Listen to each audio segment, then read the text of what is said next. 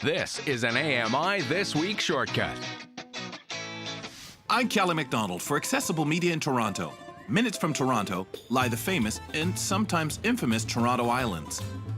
Originally a series of continuously moving sandbars, the islands came to be when a very powerful storm in the 1800s completely separated the peninsula from the mainland, creating the islands we know today. From the powerful forces of nature to the powerful forces of politics, this community has been through a lot. So I decided to head on over to learn more.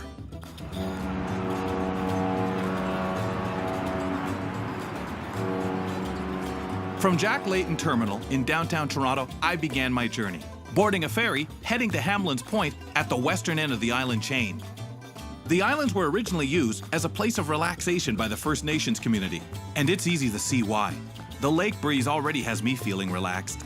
I decided to take the long way to Algonquin Island, the area where most of the inhabitants live, by taking the tram east to nearby Ward's Island, where a pedestrian bridge links the islands. Now it's time to meet up with some residents to find out what life is really like here. So where's your place from where we are now? Okay, we're coming up to it. We're just reaching the garden, and there's going to be a path. Resident Linda has lived on the island for over 40 years and was part of the push to save the community in the 1970s. At that time, the government had a really big push to tear down the houses, and in fact, they had been successful and had torn down all the houses at the western end from Hamlin's Point up to where we are now.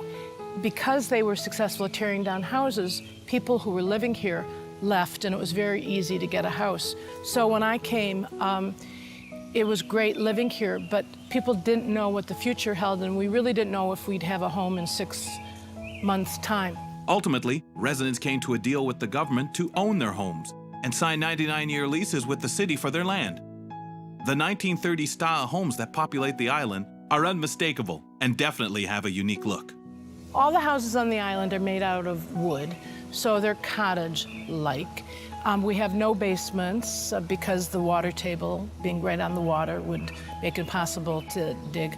Our lots are small, so because it's a carless community, there's no garages.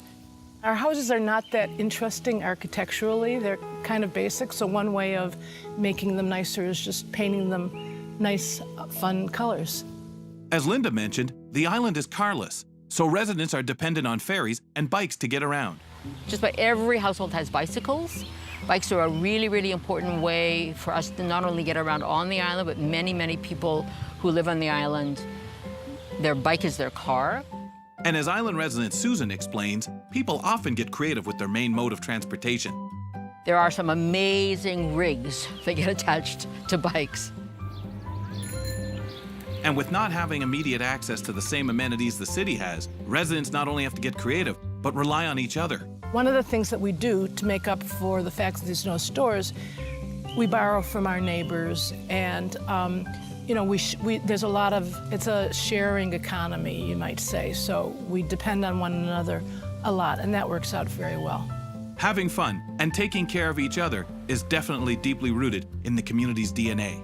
There's people who look after new moms, sick neighbors, elderly neighbors.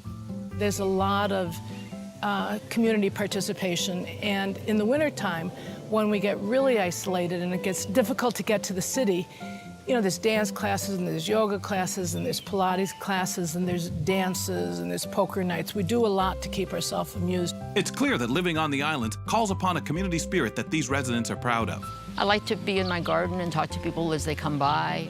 I like to hang out with people. I like to walk. You know, it's very calming.